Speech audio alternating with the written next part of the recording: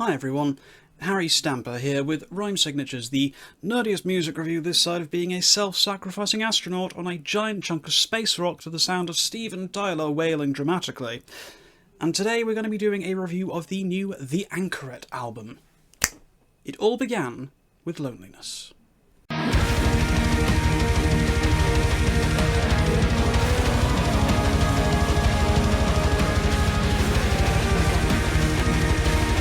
One thing I've become more acutely aware of since I started reviewing music in this public-facing format is just how much you can actually discover in any given year from simply keeping up to date with the release schedule of smaller record labels. It's no secret, for example, that the label Inside Out contains some of the premier, more popular and immediately recognisable names in the genre of progressive rock and metal. Yes, Haken, Devin Townsend, Dream Theater, Leprous, Neil Morse, just some of the names you can find there. So it starts to become clear that if you vibe with one artist on this label, chances are it's worth checking out what else they have to offer. Now this brings me to Willowtip Records, a label that up until last year I wasn't particularly familiar with, but who boy are they ever going onto my pay attention list. Last year, my second and third spots in my top 15 records of the year list both went to albums that came from Willowtip, that being The Signal Heard Throughout Space by Parius and Woe by An Abstract Illusion.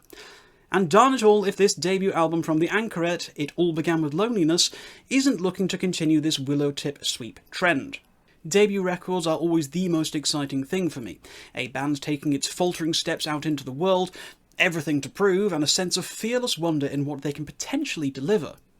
No existing fanbase does after all mean that there's no established sense of expectation, so the theory is that a debut record will show off a band with nothing to lose and everything to gain. I do feel that this can very much be applied to the Anchoret. This debut record is absolutely chock full of the unashamed enthusiasm and a fierce tenacity to prove themselves as potential world beaters, and the passion and drive that's evident on almost every single second of this record is ridiculous. The band consists of Sylvain Auclair on vocals, James Noel on drums, Andy Tilson on keyboards, Leo Astales on guitars, and Edward Levitsky on bass.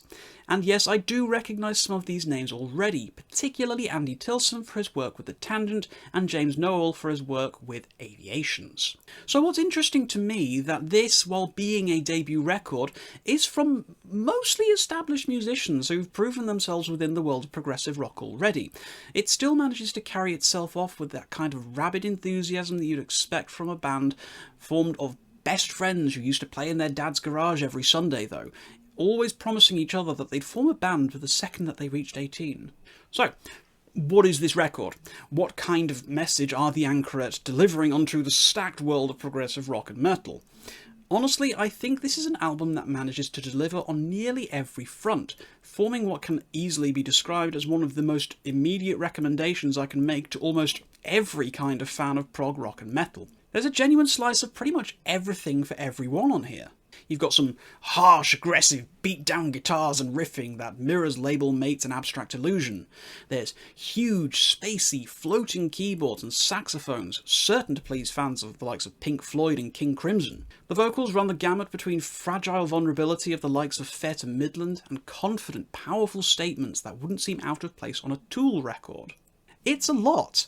The whole record is a great big grab bag of what's hot in prog, but despite the potential stumbling this might cause with the potential for, lacking focus or direction, the Anchoret managed to keep the ship steered on course, sounding creatively expansive but laser-focused and precise in equal measure. There's so many little standout moments across the course of the record, but these moments taken in isolation never threaten to overwhelm or unbalance the overall vibe and mood of each individual song, or the record in general.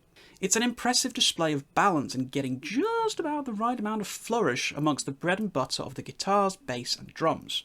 The record comes in at a very prog metal hour or so in length across 9 tracks, and while there's no traditional epics to be found, there's a good number of songs here that reach into the sort of, 7 to 8 minute range, so there's still plenty of scope within individual tracks for experimentation and exploration of ideas and themes. The first track serves as an effective mood-setting intro for the rest of the album, reminding me of the typical, softer, more acoustic-focused introductory tracks from bands like Between the Buried and Me, as it mostly sets out to establish a statement for what you can expect, without explicitly moving into a Neil Moore-style overture.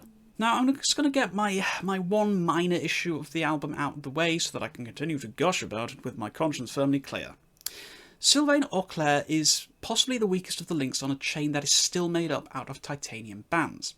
Now let's make one thing abundantly clear here. Auclair is a good vocalist. In fact, at times he is a great vocalist, reminding me of the gruff masculinity of Jorn Lander with the melodic finery and power of Todd LaTorre. So why the complaints? On paper, he's incredible, and in practice there are moments where he sets the hairs of the back of my neck stand on end. The problem I have isn't so much with his technicality and physical ability as a singer, as that's basically faultless. My problem is that for all of Auclair's gifted voice and incredible control, I feel there are, so few moments where he's allowed to break loose and really show off what he's capable of, almost feeling like he's a bit muzzled and restrained. I feel there's this unmistakable air of a singer being held back. There's just a lack of sufficient truly memorable instances for him to shine his brightest, and this is made all the more frustrating when you get those little glimpses of Auclair really being allowed to crank his dial up to 11 and show off the pipes that nature gifted him with. Like I say though, it's not really a genuine complaint, more of a frustration, as I feel this is perhaps one of the only things holding this record back from achieving its lofty aspirations of being one of the most exciting and memorable debut records in modern prog. So, with that out of the way, let's get back into the good stuff, the reasons why I love this album, and why I think that this is something that every single kind of prog fan will enjoy. The diversity of instrumentation on this record is nothing short of stunning. As I've mentioned earlier, there's definitely shades of virtually the whole spectrum of progressive rock to be found on It All Began With Loneliness. And a lot of that can be attributed to the sheer versatility that Leo Estales demonstrates with his axe work. There's huge, carefully selected, very deliberate passages where emphasis is given to the exploratory sounds and keeping the focus firmly on the atmosphere within. But Estales is equally comfortable in breaking out some ferocious and aggressive riffing, and this is none more evident than on the first major track of A Dead Man. The introductory and Office 4 sets the tone as previously described with Pink Floydian tones and melodies, but it is A Dead Man where the band really demonstrates the kind of versatility that you can expect over the course of the album. There's even space for some Death Heaven-esque drumming in the early parts, and it is brilliant. Things move along nicely with both flute and saxophone playing fantastic supporting roles over the course of the song, and the album for that matter, with some absolutely killer keyboard soloing from Andy Tilson firing out, which will become a common thread on the record. Tilson absolutely slays on this album. His tone, composition and flair is astonishingly good, but given his background with the tangent, this comes as very little surprise to me. The closing section of the song with the gospel choir singing is spine-chilling, and immediately gives me callbacks to The Spirit Carries On by Dream Theater. And frankly, if a record can make that kind of connection for me, then I know I'm in for a good time.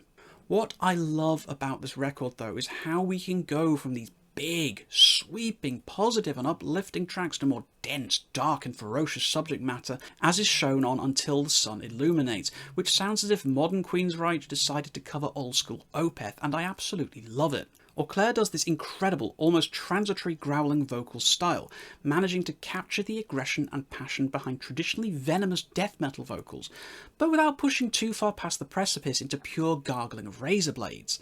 It makes for a very interesting listening experience, and honestly is something I would point people towards if they've been having trouble getting into death metal with traditionally growled vocals, as it serves as this very intriguing halfway house. The pacing of the record is another point worth mentioning. As I've already said earlier, a great deal of these tracks all run into the 7 to 8 minute range, and honestly on a first listen the record can feel a little dense and hard to digest in one sitting. Everything kind of fits into that too long for a single, not long enough for an epic kind of runtime. So you do sometimes end up with these songs that feel like they're trying to be longer than the time they've allowed themselves, or they just don't quite extend the ideas they've collated into the runtime quite succinctly enough. This is an issue that most assuredly dissipates with repeated listens though. This record is extremely dense, it's jazzy and complicated and eschews traditional verse-chorus structuring in favour of more experimental and at times avant-garde stylings. This certainly doesn't make for the easiest initial listening, but honestly I feel that this works in the band's favour in the long run, as the more time I've spent with It All Began With Loneliness, the more I felt enamoured with it, especially as you get deeper and deeper into it on each subsequent spin. The final trio of songs of All Turns to Clay, Unafraid and Stay are absolutely wonderful, and one of my favourite overall runs of tracks this year to date.